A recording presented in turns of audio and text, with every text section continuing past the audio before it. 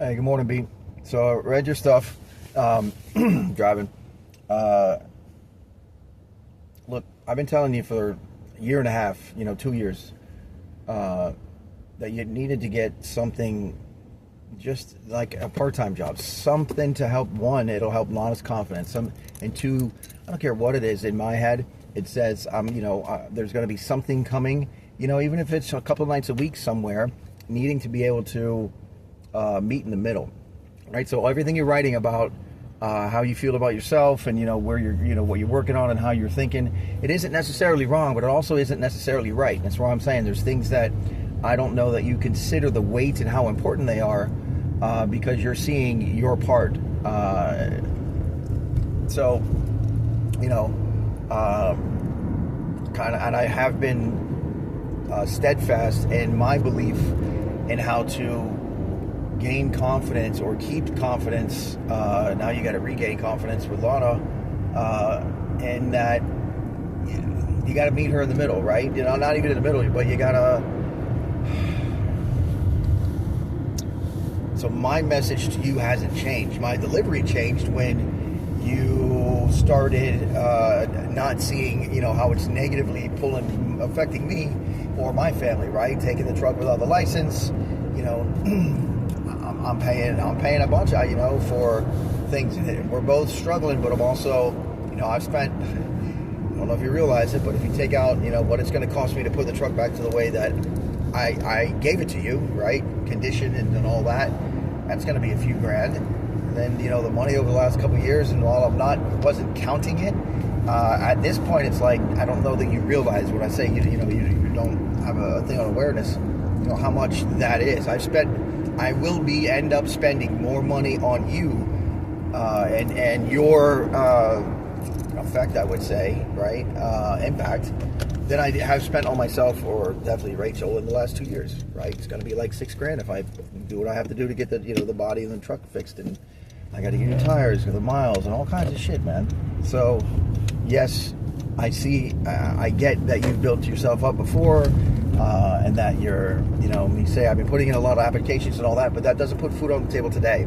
Lana's worried about food on the table today, making bills today. You have to eat chickens while you're hunting elephants, and you've been big game hunting elephants and swinging for the fences, and not having enough base hits in there to actually build that up.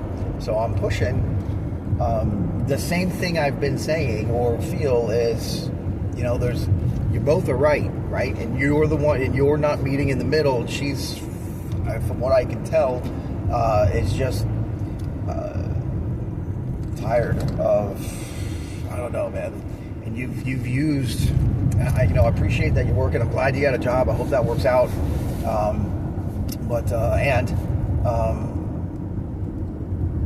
There's focus on getting the thing in front of you, the first need fulfilled, right? You got to have something consistent. Stop the bleeding and get something consistent, and also be a little bit more aware of the impact. And I know that you're going to say, oh, I do, I know, I feel it, I do. Although I don't feel it, right? I don't feel as if you do. And there's opportunities. You're at the house the other day. Did you go to Rachel and say, hey, Rachel, listen, I really want to say thank you, for whatever. I apologize for, insurance payments. Thank you for giving me flexibility. We'll say something nice. It's coming out of her pocket. We paid 5 months, of shit without being able to use the car. Is it that much? No, but it's still fucking $750, $1,000, right?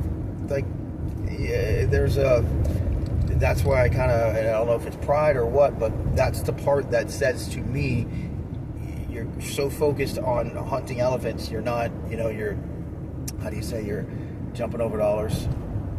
You're jumping over dollars to get to $100, but you're not, the $100 are too far away. I don't know, something like that. That's the metaphor. My message to you hasn't changed. The urgency of my message has changed because it's been a really long time that you've been swinging for the fences and not getting base hits.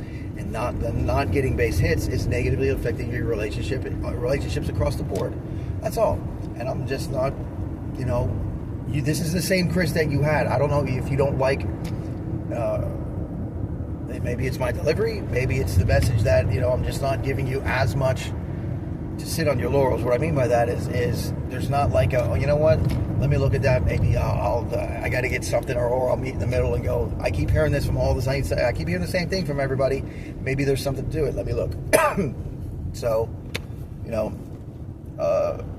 if I didn't care, I wouldn't be on it. You know, I'm not really. So you think that, you know, I don't understand you, and at the same time, what did you say, that I'm getting fooled or wrapped up or something because of, you know, how our wives think? No, but and I have been telling you this for a long time. There is something that is true in what they think, is they need and want consistency, and when we don't have it and we have none, and that's coming out of their pocket, that scares them. That message is still true. So, you know, don't,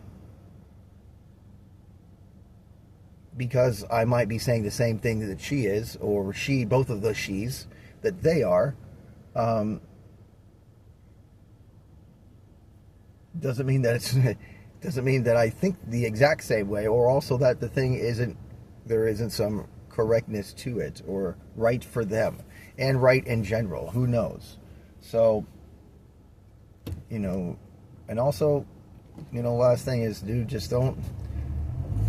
It's almost like, you know, sometimes you are using scripture, or you're using something kind of like almost manipulative, like you're using that as a defense, and it's, I don't know. So you're gonna do what you're gonna do. I'm glad you got a job, and you got something steady. But if I don't know if you feel like we're attacking you, or I'm attacking you because I'm saying the same things or something similar. You're getting that vibe, and you feel attacked. I don't know, or not respected or honored or whatever. Don't know. But ultimately,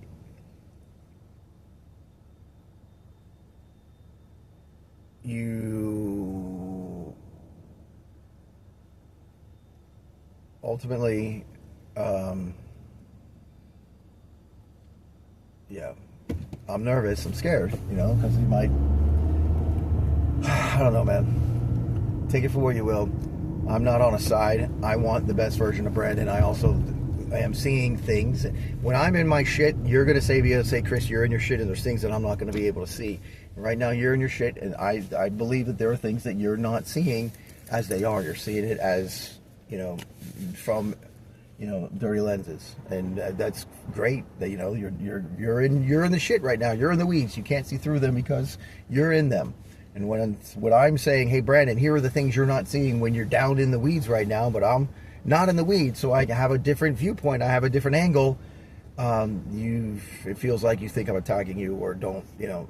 So you're not ever gonna take the. I don't know, man. Whatever. I'm not attacking you, and I also will say there are things that you know, the women are saying that you're not paying attention to, or don't give it enough weight. You know, you got to meet them in the middle. You got to, you know, get this job, get some security, get some regular stuff in, put some money back into her, put some money into something, and, you know, great. And when you're out of the weeds, then you can go back and watch all this stuff again, and we can talk and whatever. But, you know, nobody is attacking you. We're just not in the same weeds you are, so you're hearing different viewpoints. Okay? And I love you.